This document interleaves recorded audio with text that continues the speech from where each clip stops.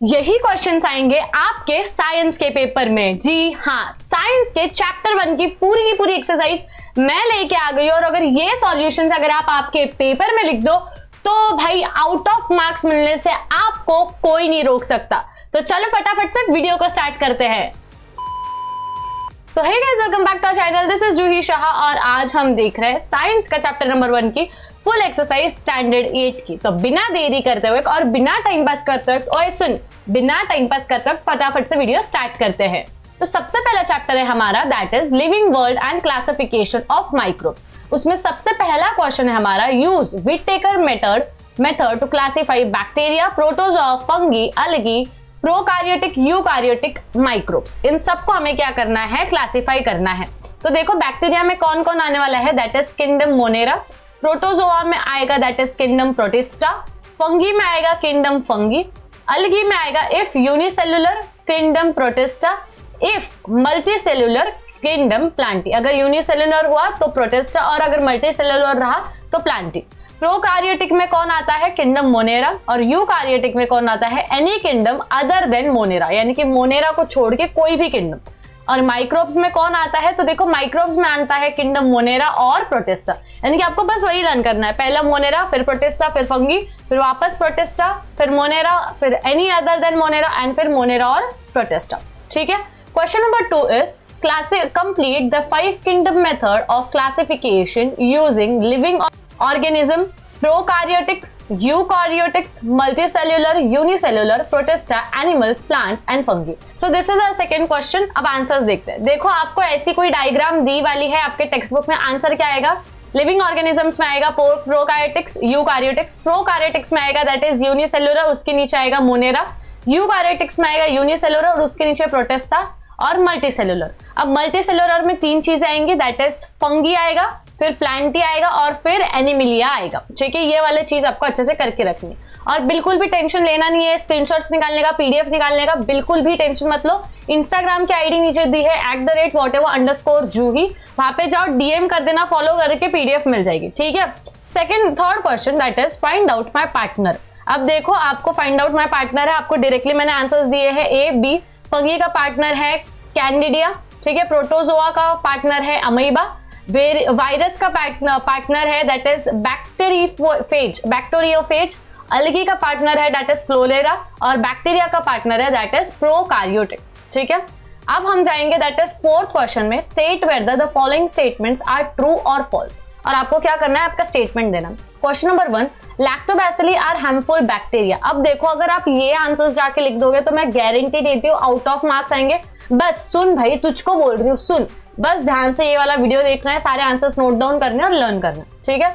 Answer है हमारा that is false. Explanation क्या है, lactobacilli are useful bacteria, they are used for curding the milk, they are also used for preparing variety of milk products. ठीक है। Question B है हमारा, cell wall of fungi is made up of chitin. ठीक है। Answer क्या है हमारा, की आंसर क्या है बाबा 2 है, पर एक्सप्लेनेशन क्या है, the cell wall of the plants is made up of cellulose while the cell wall of fungi is made up of complex sugar called chitin। इतना भी आंसर लिख दिया तो मार्क्स मिल जाएंगे। ठीक है। Question number C, that is organ of locomotion in amoeba is pseudopodia. क्या ये सही बात है, तो आंसर है हाँ, ये सही है, that is true. Explanation, amoeba is a protozoan primitive organism which possesses pseudopodia as the organ for locomotion। Question number D, tomato wilt is a viral disease। Tomato wilt क्या एक वायरल डिसीज है, तो हाँ है, true. Explanation, tomato wilt is a viral disease, this viruses are able to infect only plant cells, यानी कि सिर्फ किसको इन्फेक्ट करते हैं, प्लांट सेल्स को। एनिमल्स को उसका कुछ प्रॉब्लम आता है क्या, नहीं। फिर हम नेक्स्ट क्वेश्चन पे बढ़ते हैं, दैट इज क्वेश्चन नंबर 5। उसका पहला है, right the characteristics of viruses. Viruses के कैरेक्टरिस्टिक्स बताने हैं। पॉइंट नंबर 1, देखो हमेशा पॉइंट में आंसर्स लिखने हैं, अच्छे से मेरी बात सुनो। पॉइंट में आंसर्स लिखोगे तो मार्क्स ज्यादा मिलेंगे, विदाउट पॉइंट्स के आंसर्स लिखोगे तो मार्क्स नहीं मिलते। ठीक है। 2 मार्क का रहा तो 4 पॉइंट लिखना है, 3 मार्क का रहा तो 6 पॉइंट लिखना है। ओके। Point 1, viruses are extremely minute of the size range from 10 nrm to 100 nanometer। They are on the borderline of living and non-living. They are 10 to 100 times smaller than bacteria and are visible only through the electron microscope. यानी कि simple microscope से भी वो दिखते हैं क्या? नहीं. ठीक है. Second point, though they are not considered as living, they can make replica of their own. यानी कि हम उन्हें लिविंग में कंसिडर करते हैं क्या? नहीं, इसलिए उसका रेप्लिका बनते जाता है. Point number 3, they exist in the form of independent particles. They are long molecules of DNA or RNA which are covered by a protein coat. ठीक है. अब देखो उसका फोर्थ पॉइंट हमारा पास आएगा, that is their survival is possible only inside the living plant or animal cells. Animals में humans भी आते हैं, ये बात याद रखना. When they infect the host cell, they produce their own protein while the machinery of the host cell. These proteins from many replicas of the infecting virus. अब आप बोलोगे कि दीदी 2 मार्क्स का रहा तो कितने पॉइंट लिखो? 2 मार्क्स का रहा तो पहला, दूसरा, तीसरा और चौथा. 3 मार्क का रहा तो 6 पॉइंट लिखने पड़ेंगे. दैट इज ये 5th वाला और ये 6th वाला. ठीक है.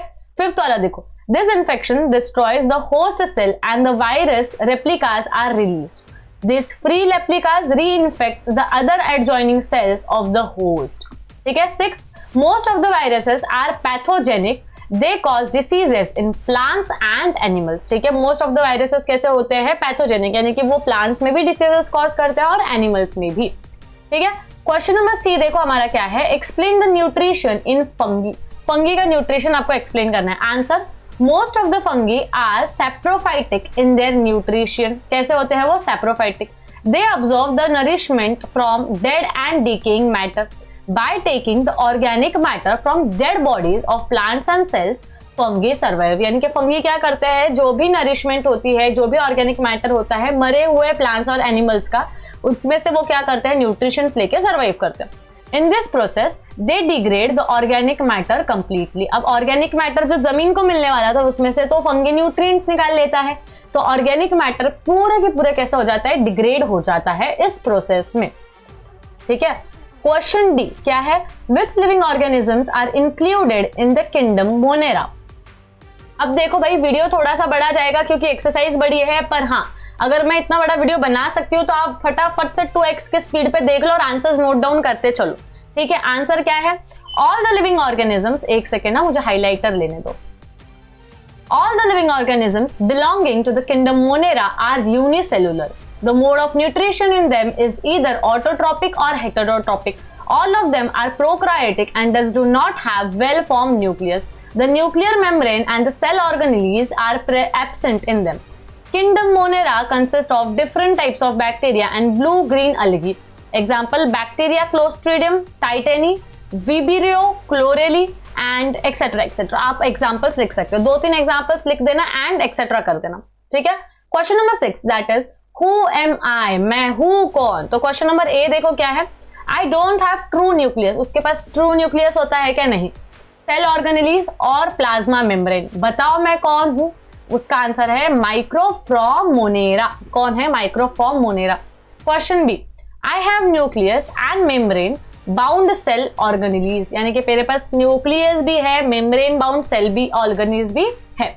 आंसर है प्रोटोजोअम फ्रॉम प्रोटिस्टा. ठीक है.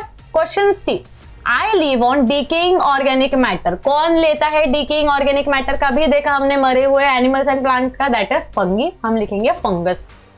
Question D, I reproduce mainly by cell division.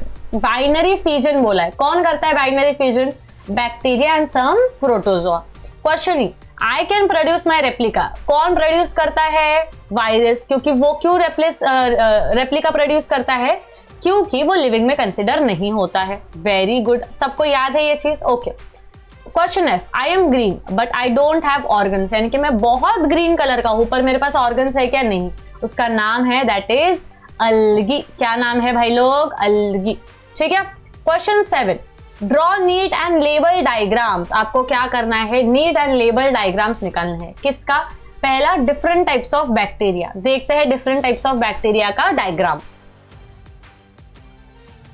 तो देखो ये डायग्राम है डिफरेंट टाइप्स ऑफ बैक्टीरिया का. पहला बैक्टीरिया हमारा है कोकस, दूसरा है कोकोबैसिलस, तीसरा है बैसिलस, फिर हमारा आएगा विबेरियो, फिर हमारा आएगा स्प्रीलियम. ठीक है. ये बैक्टीरिया के डायग्राम आपको लर्न करने, बहुत इजी है.